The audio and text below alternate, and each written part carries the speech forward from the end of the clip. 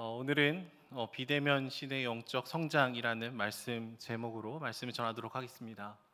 코로나로 인해서 우리가 갑작스럽게 비대면의 시대에 접어들게 된 것 같습니다. 그리고 거리를 두면서 살아가고 있죠.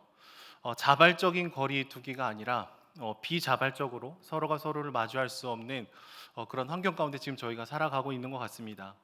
함께 예배당에 나와서 찬양하고 또 부르짖는 기도를 하고 함께 국수를 먹었던 그런 시간들이 너무나 소중하고 추억처럼 이렇게 그립게 느껴지고 있습니다.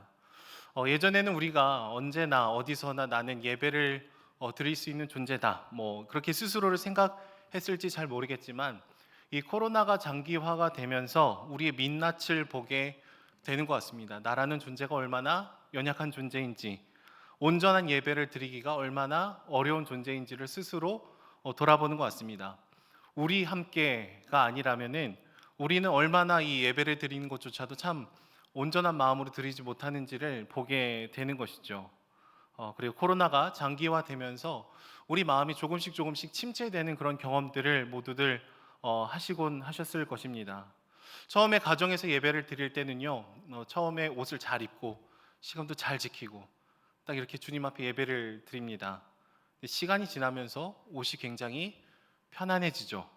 그리고 정해진 시간이 아니라 내가 원하는 시간에 예배를 드리는 모습들도 종종 발견하게 됩니다. 예배를 드리는 중에도 뭐 문자도 오고 카톡도 오고 그런 것들을 신경 쓰다 보면은 예배가 끝나도 내가 예배를 잘 드렸는지 우리 마음을 돌아보게 되는 시간들도 있는 것 같습니다. 그러면서 동시에 우리가 보는 영상의 매체들 그리고 유튜브 같은 곳에는 굉장히 많은 컨텐츠들이 생겨났습니다.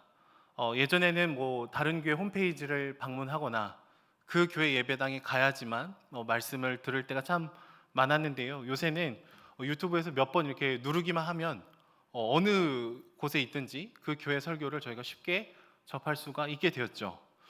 저는 개인적으로 개척을 나간 우리 형님 목사님들의 말씀을 듣고 싶었는데 들을 기회가 사실 그렇게 많지 않았습니다. 그런데 저희 교회 설교를 유튜브로 듣고 가만히 있으면은 하나습 동산교회 말씀이 갑자기 나오더라고요. 우리 조현주 목사님 얼굴이 갑자기 뜨고 아마 동산교회라는 키워드 때문에 이 유튜브에서 알고리즘으로 이렇게 추천을 해주고 자동으로 재생을 해주는 것 같습니다. 그러면서 우리는 말씀의 이 홍수 속에서 저희가 살아가고 있는데요. 우리는 어떤 말씀을 들을 것인가, 또 어떤 말씀을 듣지 않을 것인가를 선택을 할 때가 종종 있죠. 여러분, 무엇인가를 내가 선택한다라는 것은 내가 무엇인가를 선택하지 않겠다라는 것과도 같습니다. 우리는 보통 내가 자유롭게 무엇인가를 선택할 수 있으면은 그것을 굉장히 긍정적으로 바라볼 때가 있죠. 왠지 나한테 자유가 주어진 것 같고 왠지 나에게 권리가 있는 것처럼 느껴지기 때문에 그렇습니다.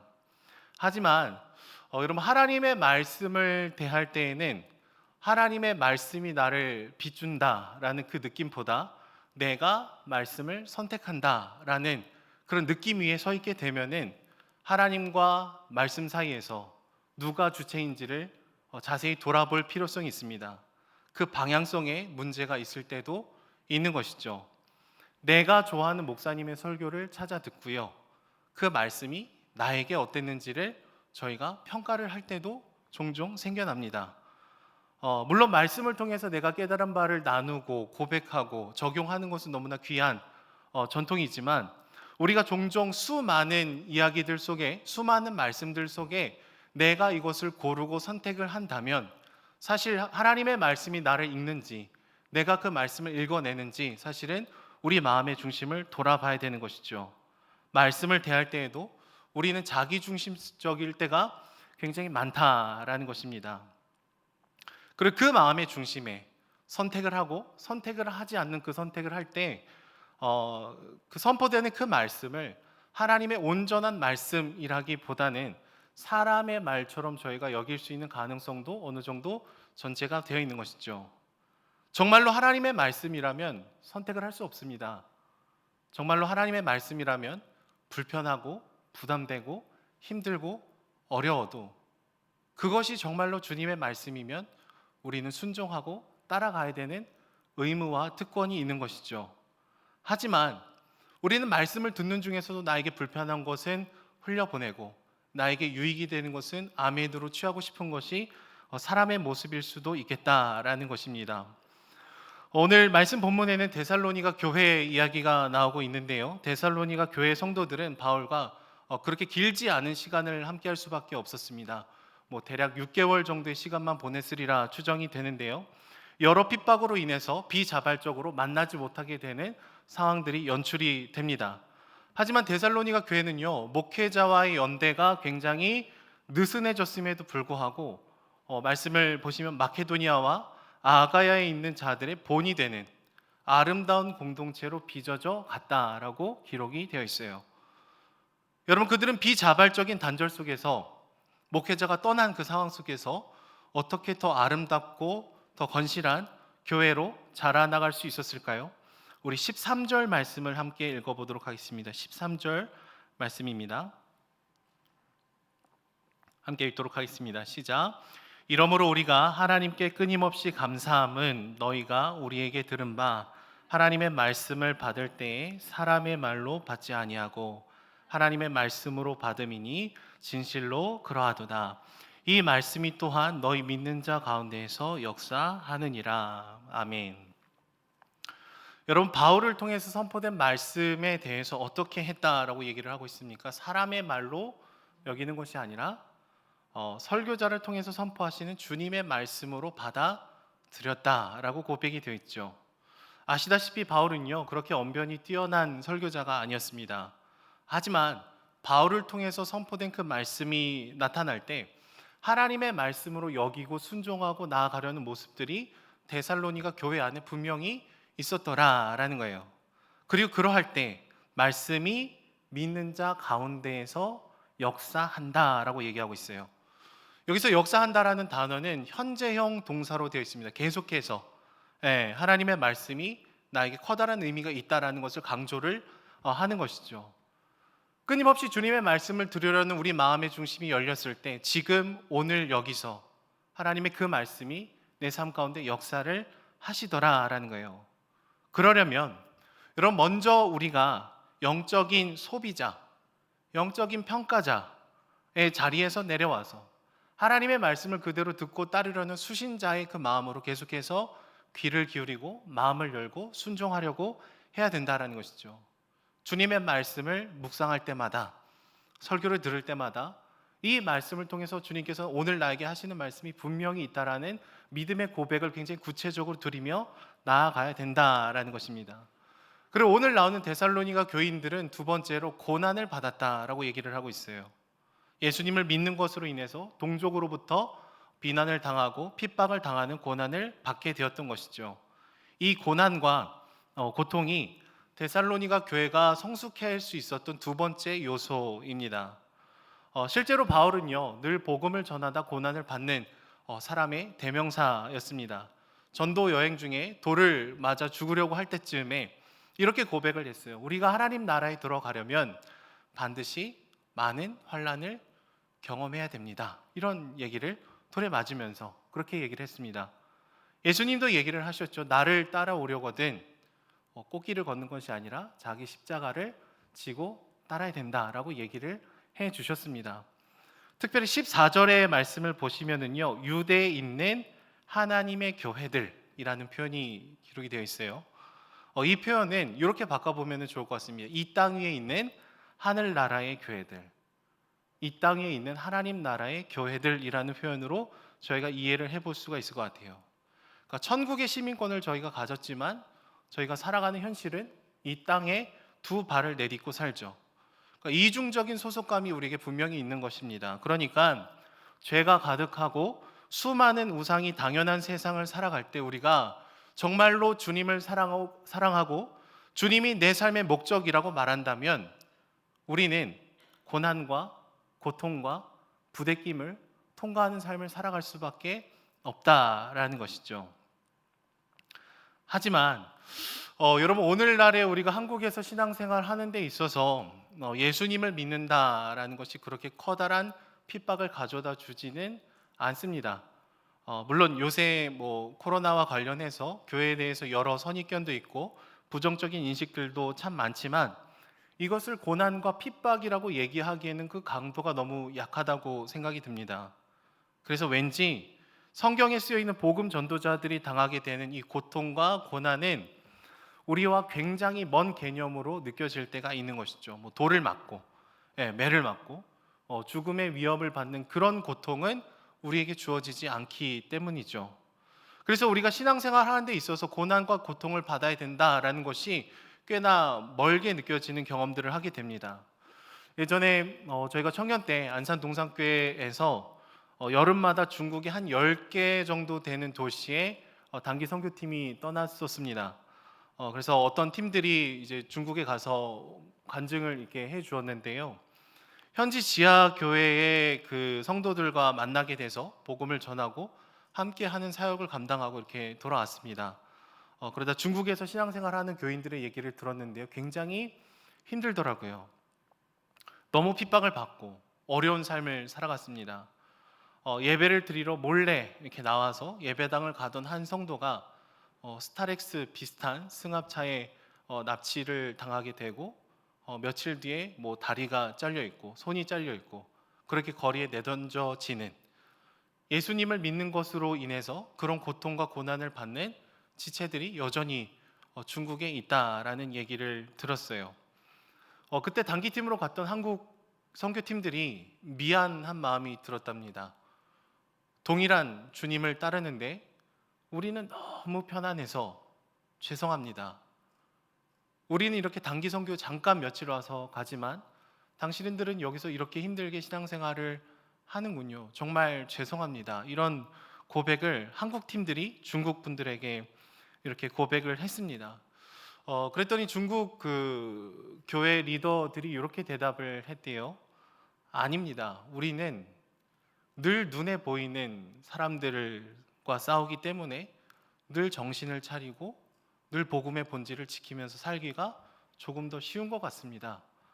하지만 제가 한국에 가봤더니 너무 화려하더군요.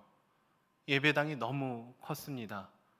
그리고 한국에서 신앙생활을 하는 것은 마치 보이지 않는 우상, 탐욕, 다른 기준과 가치관들, 그런 것이 너무 은밀해서 그런 것들과 싸우는 것이 더 힘들 것 같습니다. 힘을 좀 내십시오. 이 얘기를 중국 사람들이 한국 팀원들에게 해주었습니다.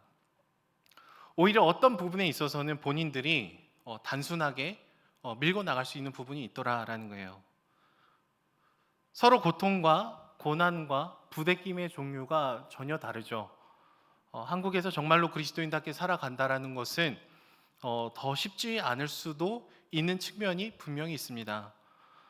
최근에 LH와 관련해서 여러 이야기들이 뉴스로 보도가 되었어요. 공기업에서 여러 정보들을 얻고 그것으로 투자를 하고 막대한 이익을 얻는, 그러나 그게 어제 오늘 일이 아니어서 더 절망스러운 그런 현상들을 보게 되면서 한 가지 질문이 떠올랐습니다. 그 중에는 정말 그리스도인이 없을까?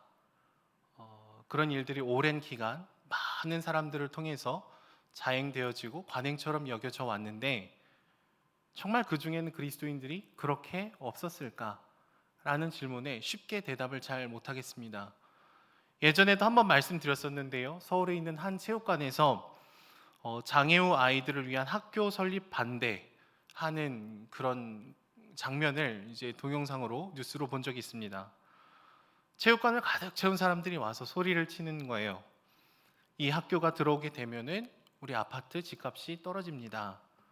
안 됩니다. 반대합니다. 막 이런 격앙된 목소리로 그런 반대 시위를 하고 있었습니다. 우리 아이가 이 학교가 없으면 몸이 불편함이 있는 우리 아이를 데리고 더 멀리 있는 학교로 가야 되는데 그게 불가능합니다라고 얘기하면서 장애우를 갖고 있는 우리 학부모님들께서 무릎을 꿇고 좀 도와달라라는 요청을 했지만 많은 사람들이 고함을 치고 위력을 행사하는 모습들을 보았습니다. 그때도 질문이 떠올랐어요. 그 중에는 정말 그리스도인이 없는 것인가? 없다고 얘기할 수 없겠죠. 집값이 내려가니까 안 된다. 나가라. 그런 현장에 아니라고 얘기할 수 있는 그리스도인이 정말로 없었다라는 것이 너무나 슬픈 현실인 것이죠. 여러분, 우리는요, 예수님을 믿는다고 해서 외부로부터 오는 보이는 핍박과 고통을 받지 않을 가능성이 높습니다. 하지만 우리에게는 다른 종류의 고난이 주어져 있는 것이죠. 믿지 않는 사람과 똑같은 기준과 가치관으로 살아가고 싶은 유혹이 찾아오고, 그 유혹이 찾아올 뿐만 아니라 우리가 그것을 갈망하는 마음이 우리 마음의 동기에 숨어 있을 가능성이 굉장히 높다는 거예요. 많은 사람들이 죄를 치닫으면서 도덕을 무시하고 윤리를 무시하고 기준을 무시하는 그 순간에 우리가 브레이크를 걸고 아니라고 얘기하는 그때, 우리는 그제서야 우리가 마주해야 되는 고통과 고난을 보게 되는 것이죠. 결국 죄가 가득한 세상에서 그리스도인답게 살아간다라는 것은요, 고통과 고난을 피할 수 없다라는 것입니다. 그런데 우리에게 고통과 고난이 없는 이유는 우리가 그 고난을 받지 않기로 선택했기 때문이죠. 피하고 있을 가능성이 있습니다.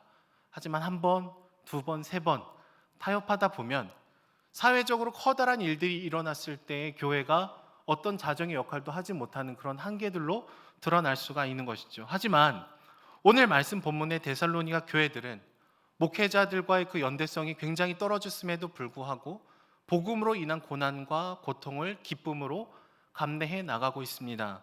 힘들고 어려웠지만 이 빛과 소금의 역할을 감당해 나가더라. 그리고 그 역할을 제대로 감당했을 때 교회가 다른 공동체의 본이 되는 교회로 소문이 날 수밖에 없는 건강함이 있었다는 것이죠. 제가 몇 달 전에 한 집사님의 남편과 함께 헬스장에 이렇게 시간을 맞춰서 운동을 했던 적이 있습니다. 꽤 여러 번 이렇게 시간을 맞춰서 운동을 했는데요.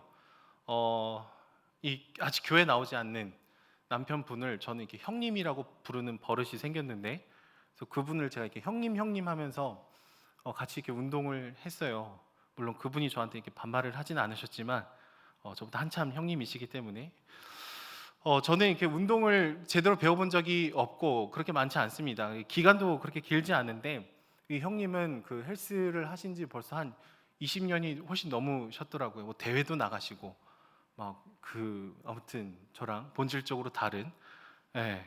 근데 그분이 어느 날 같이 운동을 하고 나면은 근육통이 너무 심하게 오는 거예요.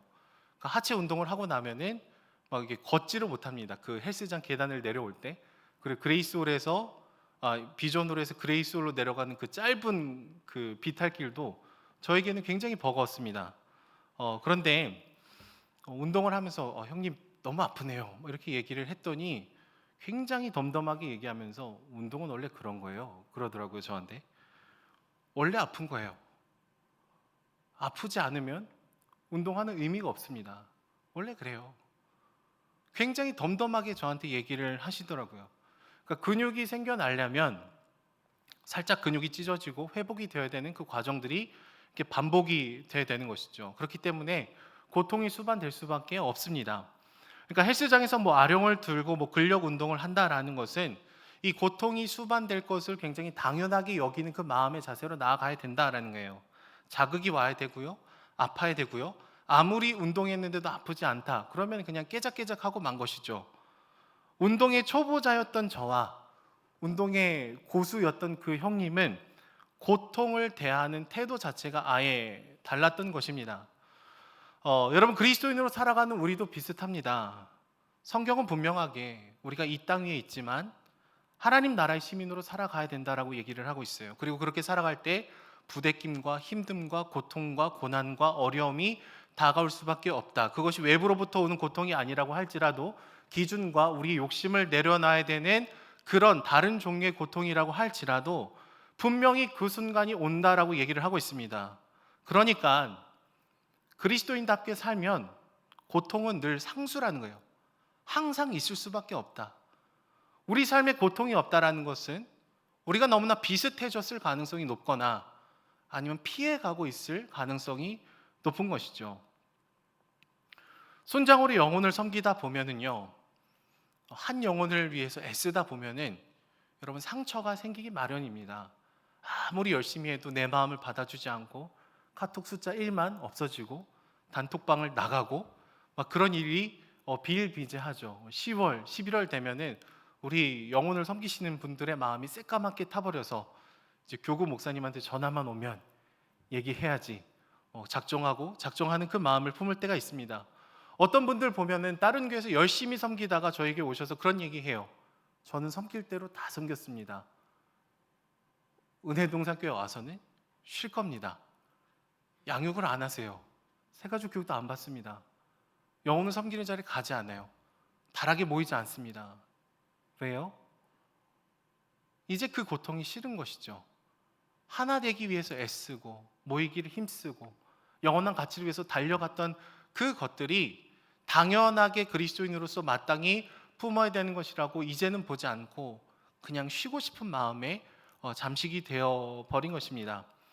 그런데 여러분, 우리는 성경에 있는 얘기들을 기준으로 다시 우리 삶을 돌아봐야 될 줄로 믿습니다. 성경에는 고통을 늘 통과하는 지체들의 이야기들로 가득 차 있죠. 데살로니가 교회의 모습들도 그러하더라라는 거예요. 그리고 오늘 지금 여기 앉아 있는 우리들 역시도 다른 사람 아프게 하고 힘들게 하고 용납받고 용서받으면서 지금 이 자리에 와 있는 존재들이다라는 것이죠. 세상은 수많은 우상을 숨기면서 달려갑니다. 다른 것을 다 희생하면서 도덕성과 기준과 윤리를 기꺼이 내려놓으면서 달려가는 것이 우상을 섬기는 자들의 특징이죠. 그런데 주님을 왕으로 모시는 우리는 그런 동일한 발걸음을 걸어갈 수가 없더라라는 것입니다. 높음이 아니라 바름을, 성공이 아니라 섬김의 길을 걸어가는 것이 교회다운, 성도다운 삶이다라는 것이죠. 하지만 저희가 그렇게 살아가다 보면은요, 지치고 힘들고 어렵습니다. 왜냐하면 우리 회사에, 우리 가정에 그렇게 사는 사람이 나 혼자인 것 같은 느낌이 많기 때문이죠. 지치고 힘들 수밖에 없는 부분들이 분명히 있다라는 거예요. 그래서 오늘 말씀 3장의 뒷부분을 보시면은 이 바울은 디모데를 지금 데살로니가 교회로 보내고 있어요. 무슨 일인지 정확하게 알 수 없지만 바울은 직접 데살로니가 교회로 너무나 가고 싶어 했고 그들의 얼굴을 너무나 보고 싶어 했지만 사탄이 우리를 막았다라고 얘기를 하고 3장 2절과 3절 말씀을 보시면은 디모데를 보낸 이유에 대해서 뭐라고 얘기를 하고 있냐면 데살로니가 교회를 굳건하게 하고 믿음에 대해서 위로하고 여러 환난 중에 흔들리지 않게 하려 함이다라고 얘기를 하고 있어요. 여러분, 코로나 기간 중에 이 동역자들과 함께 예배를 드리지 못할 때 우리 모습을 한번 돌아보십시오. 우리는 일주일에 한 번 주님 앞에 예배를 드리는 그 시간조차도요, 공동체가 없으면 예배를 드리기가 참 버거운 존재인 것 같습니다. 혼자 서 있을 때 너무 연약하다라는 것을 이 1년이라는 기간 동안에 여실히 느끼게 되는 것이죠. 평소에 그냥 같이 앉아서 예배 드렸구나, 끝나고 그냥 국수 먹었구나, 그냥 우리 늘 주여 삼창 외쳤구나, 그게 아니라 함께 있어서 우리가 마음을 다해서 예배하고 기도하고 찬양하고 나아갈 수가 있었다라는 것이죠. 바울이 디모데를 세워서 보낸 것처럼, 그리고 그 당시에 활용할 수 있는 매체인 편지를 써서 보내는 것처럼 서로가 서로에게 연결이 되고 연결이 되어야 되는 것이죠. 그렇게 공동체가 끊임없이 연결되기를 힘쓰고 기도하고 달려나갈 때 우리는 이 세 번째 요소를 통해, 공동체를 통해 영적인 성장을 이뤄가게 되는 것입니다. 최근에 양육 1, 3단계를 진행하고 있는데요. 어제로 2주차가 지나왔습니다. 그럼에도 불구하고 역사하시는 하나님의 손길을 보게 되는 것 같아요. 예전과 같이 모든 것을 진행할 수 있는 상황은 아니지만 계속 바뀌지만 서로가 서로에게 끊임없이 연결되는 모습을 보여요. 줌으로도 하고 유튜브 강의를 듣고 어떤 분들은 줌 연결하기 힘들면 카카오톡으로라도 영상통화라도 하고 그것도 힘드시면 막 찾아가요. 3단계가 1단계를 찾아가서 어떻게든 만나고 밥이라도 한 번 더 먹고 코로나여서 안 되는 게 아니라 그럼에도 불구하고 주님께서 우리를 통해서 행하시는 일들이 있다라는 그 공동체성을 저희가 회복해 나갈 때 이 비대면 시대임에도 불구하고 저희가 영적으로 승리하고 돌파해 나갈 수가 있는 것이죠. 말씀을 맺도록 하겠습니다. 주 안에 사랑하는 여러분, 먼저 홍수처럼 쏟아지는 여러 컨텐츠들, 말씀들 가운데 내가 선택하려는 그 자리에서 내려오십시오. 내가 말씀을 읽는 게 아니라 말씀이 나를 읽도록, 주님의 말씀이 나를 조명하도록 여러분의 자신을 내어주십시오. 두 번째로, 고통은 상수입니다.